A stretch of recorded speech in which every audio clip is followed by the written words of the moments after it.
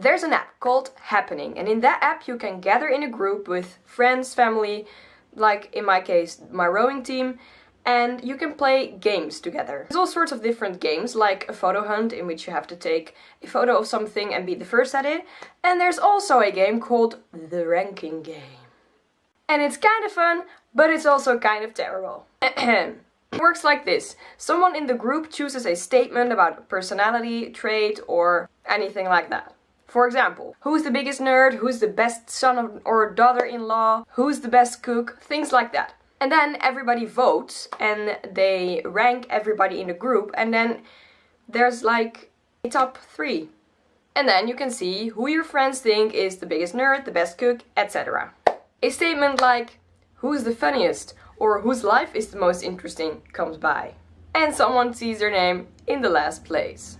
Fun fact, my friends think that I wear the oldest underwear.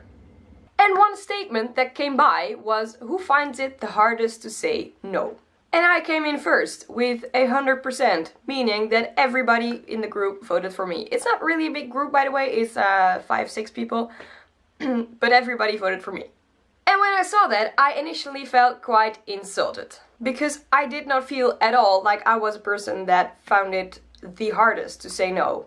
So I gave it some thought, because that's what you do, and looking at it again, I thought that it was also quite interesting. That they thought I was the one finding it the hardest to say no, even though I did not feel like I was that person. And I didn't change my mind. I still think that I don't find it really hard to say no, because I usually like to tell people where I'm at, and if I think no, I will say no. And after giving it some thought, I just realized that I just say yes to a lot of things. And if I don't really want to do something for someone, I will most likely still say yes, because it might help that person in some way. So then I thought, that is actually quite a positive thing. And maybe that kind of saying no was not the kind of no saying that my friends saw me doing. And so they think that I have a hard time saying no, but it's actually not in a negative sense. So they still may think that I struggle to say no, even though actually I don't want to say no, I want to say yes. And those are two different things. And I think that is also where my negative initial reaction came from, because not being able or not wanting to say no to something is often seen as something very negative, because it often has to do with not feeling self-confident enough to just say no when you think no.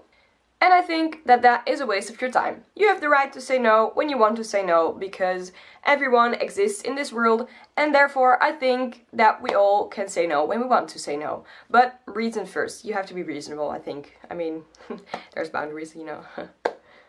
And that was a big thinking step, but I hope you followed me. Saying yes because you want to say yes is something completely different than saying yes because you don't really want to say no.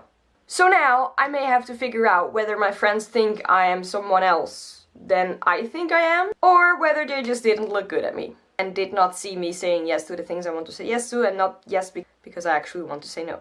And now that I'm concluding this, I'm thinking, this is a lot of thinking. But maybe that is a good chance to tell you that it's good to overthink. Well, it's not like, well, good to overthink. It's okay to overthink, and everybody does it.